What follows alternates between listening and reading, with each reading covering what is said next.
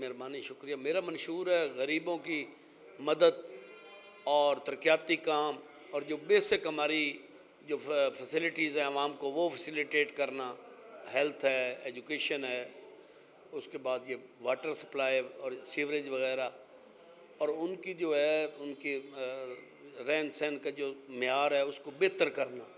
मैं पहले भी 2 दफ़ा MP रह चुका हूँ, तो मेरा रिकॉर्ड गवाह है। मैं PP 1 to 4 से मुंतखब हुआ था और इंडिपेंडेंट हुआ था, तो मैंने लातादाद काम करवाए हैं, बल्कि 10 साल में कोई 12-13 अरब रुपए के काम करवाएं जो कि रिकॉर्ड पे हैं।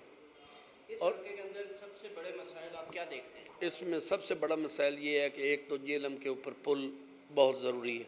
अगर वह पुल बन जाए तो खुशाब, बखर, मियाँ वाली, फैसलाबाद के साथ लिंक हो सकता है और लोगों के जो रोज़मर्रा का प्रॉब्लम है वो भी दूर हो सकता है, क्योंकि इस साइड वाले और उस साइड वाले रिश्तेदारियाँ भी हैं, रकबे भी एक जैसे हैं, यानी उधर भी और उधर भी, मौज़ियात भी हैं, कुछ उधर चले जाते हैं, कुछ उधर चले जाते हैं, मौज़ा एक ही है। तो इसमें जो प्रॉब्लम जो आ रहे हैं, पुल की अशद ज़रूरत है और पुल से काफ़ी हमारे इलाके की जो तरक्की भी होगी और लोगों के लिए आसानी भी पैदा होगी। दूसरा जो सबसे बड़ा मसला है वो है कि यहाँ अलाटी जो हैं उनको परेशान करते हैं और यहाँ के जो साबिक MP साहबान हैं वो ख़ुद उसको ब्लैकमेल करके और उनको झांसा दे के और उनको प्रेशर दे के वो ख़ुद ख़रीद लेते हैं। इंशाल्लाह मेरे आने पे पिछले जो हुए हैं उसको भी इंक्वायरी करवाऊँगा और आगे भी ये नहीं होने दूँगा। तीसरा सबसे बड़ा यहाँ टाउटी है, यानी दोनों साइडों के जो साबका रवायती सियासतदान हैं उन्होंने अपने टाउट रखे हुए हैं, वो थाने में बैठे होते हैं और गरीब लोगों को वो लूटते हैं पुलिस से मिल के। मैं इंशाल्लाह उसको भी ख़त्म करूँगा। चौथी बात है कि हमारे पास ना वोट, नीचे जो गरीब वोटर है उसकी कदर नहीं करते। ये बड़े लोगों को तो चलो फिर भी कुछ मान लेते होंगे, लेकिन गरीब को नहीं मानते। तो मेरी कोशिश होगी कि गरीब का बोलबाला हो और मेरा पिछला मंशूर भी यही रहा है। मैं आपदा फैसल और बड़े गाड़ी सरदार और बड़े बड़े लोगों का मुकाबला करके आया हूँ, सिर्फ गरीब की मदद करके और गरीब के प्यार करके मैं स्टेज पे पहुँचा। खान साहब, आप मुस्लिम लीग नून के नज़रियाती कारकुन हैं और अब बड़ा लंबा अरसा आपका नून लीग के साथ है। इस वक्त आप नून लीग के मुखालिफ लड़ रहे हैं, तो कैसा फील करते हैं कि आपको इस इलेक्शन के अंदर क्या क्या मज़ाहमत पेश आ सकती है? मैं मुस्लिम लीग के बिल्कुल जैसे आपने फरमाया नज़रियाती हूँ, लेकिन मेरे अपने हलके की मजबूरी है। जिस तबके को मैं सपोर्ट करता हूँ उस तबके की मेरे अलावा कोई आवाज़ बन नहीं सकता। मैं गरीब आवाम को की आवाज़ हूँ और उनकी आवाज़ उठाता हूँ, तो मुझे उनकी आवाज़ या उनकी नुमाइंदगी करते हुए जो है ना फ़ख्र महसूस होता है कि उन्होंने मेरी हमेशा कदर भी की है और मुझे जितवाया भी है, तो मैं उनको छोड़ नहीं सकता। जो अब नून लीग ने जिसको टिकट दिया है वो नून लीग का कभी भी नहीं रहा, उसका बाप भी नहीं रहा, वो महा लोटा है। लेकिन ये तो अब मुस्लिम लीग को देखना चाहिए उनकी क्या मजबूरी है या क्या मसला है कि उनको जो अपना उनका मंशूर है उसके नफ़ी उन्होंने की है। और मुस्लिम लीग नून के जो साबका या उनको पुराने सपोर्ट करने वाले नज़रियाती हैं उनको छोड़ के उन्होंने एक लोटे को दी है। बहरहाल इसके जवाब तो वो मुस्लिम लीग नून ही दे सकती है। मैं आज़ाद लड़ूँगा और आज़ाद लड़ के मैं अपने आवाम के फ़ैसले के मुताबिक जो मुझे वो कहेंगे हम उस पार्टी में जाएंगे। ये है कि आप बैठ जाएंगे इलेक्शन के हवाले से और नून लीग की तरफ से आप पर प्रेशर आएगा, किसी बड़े का फ़ोन आएगा, लंदन से भी फ़ोन आ सकता है, तो उस सूरत में आपकी क्या स्ट्रेटजी होगी? जो बैठने वाली बात है ना, एप्लीकेशन देने से पहले अगर मुझे पार्टी एतमाद में लेती और लंदन की बजाय फैसलाबाद से भी फ़ोन आ जाता तो मैं उसे एक्सेप्ट कर लेता। अब मैंने कागजात जमा करवा दिए हैं, अब मैंने इलेक्शन लड़ने का फ़ैसला कर लिया है। अब मुझे अमेरिका से भी फ़ोन आएगा तो मैं नहीं बैठूँ और ना ही मेरा मतलब इस किस्म का प्रोग्राम है। आज़ाद इलेक्शन लड़ूंगा, इंडिपेंडेंट, अपनी आवाम की नुमाइंदगी करूँगा। और जो ये लोग कहते हैं कि ये बैठ जाएंगे वो भूल में, उतनी उनकी औकात ही नहीं है कि मैं उनके हक़ में बैठूँ। मैं बहुत बड़े बंदों से मुकाबला करके आया हूँ, ये उनके मुकाबले में कुछ भी नहीं है। और मैं पहले भी आज़ाद लड़ के आया हूँ, मेरे लिए कोई पहला इलेक्शन नहीं है कि आज़ाद लड़ूंगा तो कोई ऐसे, तो वो इतना अपना टाइम ज़ाया कर रहे हैं, बड़े ऐवानों में फिर रहे हैं। मैंने इलेक्शन हर सूरत लड़ना है बशर्ते मेरी ज़िंदगी, बाकी बैठने वाली कोई किसी किस्म का सवाल ही नहीं पैदा। अपने मुखालिफ किस उम्मीदवार को आप मजबूत समझते हैं तीनों में से? पहले मेरा ख्याल था कि दूसरे नंबर पे शायद आज़म चेला है, लेकिन अब मैंने जो हल्के में सारा फिर के देखा है ना, मैं हर जगह पे मौजूद हूँ। मेरे मुकाबले में कहीं चेला है और कहीं जब्बवाना है। कोई ऐसी जगह जहाँ जबवाना नहीं है, कोई ऐसी जगह जहाँ चेला नहीं। मैं हर जगह पे मौजूद हूँ, इसलिए मैं समझता हूँ कि मैं जीत जाऊँगा।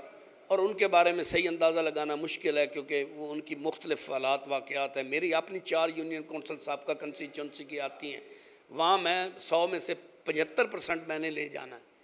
तो वहाँ 4 आने जो बाकी हैं उसमें 2 आने या 3 आने आज़म ले सकता है, जबवाना साहब वहाँ से फारिग हैं। इसी तरह आप बुल्लो से माछीवाल तक आएँ तो वहाँ जबवाना और मेरा मुकाबला है, आज़म फारिग है, क्योंकि उन्होंने अलाटियों से जो मारी हैं ना लाटे, उनका बड़ा उनका है, वैसे काम भी उन्होंने किया। जहाँ से आगे चलें तो 3 हिस्से हो जाएंगे, जो 18 हज़ारी और 7 के जो मौज़ियात हैं वो तीनों लेंगे। हो सकता है उसमें से मेरे से दूसरे कैंडिडेट ज़्यादा ले जाएं, चूँकि उनका घर शहर है। फिर 18 हज़ारी से आगे रोडू तक जबवाना और मेरा मुकाबला है, आज़म तीसरे नंबर पे है।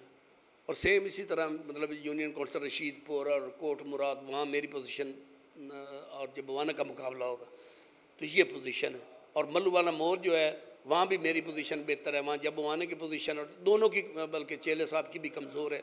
वहाँ मुझे बहुत ज़्यादा रिस्पांस मिल रहा है, चूँकि मैं एक नया हूँ, दूसरा उन दोनों ने वहाँ कोई डिलीवर नहीं किया, जिस वजह से मुझे उम्मीद है कि मैं वहाँ से ज़्यादा जीतूँ। अच्छा, कौन से 3 सवालात आप अपने मुखालिफ कैंडिडेट से करना चाहेंगे कि इन चीज़ों का वो जवाब दें? उन्होंने इस हल्के में इतना अरसा इक़्तिदार संभाला है, आप तो नए हैं इस हल्के के अंदर। एक सवाल तो मेरा ये है कि एक वज़ीर का चेला रहा है और दूसरा मुशीर रहा है। कोट शाकर के खंबा ये दोनों नहीं लगवा सके, बड़े ऐवानों तक इन्होंने जैकटें पहन के गए हैं, हर वक्त हमसे शबाज को मिलते हैं। एक खंबा कोट शाकर का नहीं लगा, जिससे पूरी आधा पीपी जो है वो बेचारे वहाँ के वोल्टेज पूरे नहीं हैं। हालांकि वहाँ वो बन चुका है, क्या नाम है उसका, ग्रेड स्टेशन, उसके एक खंबे की वजह से आधी पीपी जो है वो पंखे भी नहीं चला सकती, छोटे छोटे बच्चे उबलते हैं। मेरा सबसे पहले तो सवाल ये है कि आप अगर इतने लायक होते और ये 4-5 घंटे का काम था तो ये आज तक नहीं करवा सके, अभी तक नहीं करवा सके। दूसरा मेरा सवाल है कि जब आप गरीब से वोट लेते हैं तो फिर बाद में गरीब को मिलते क्यों नहीं हैं?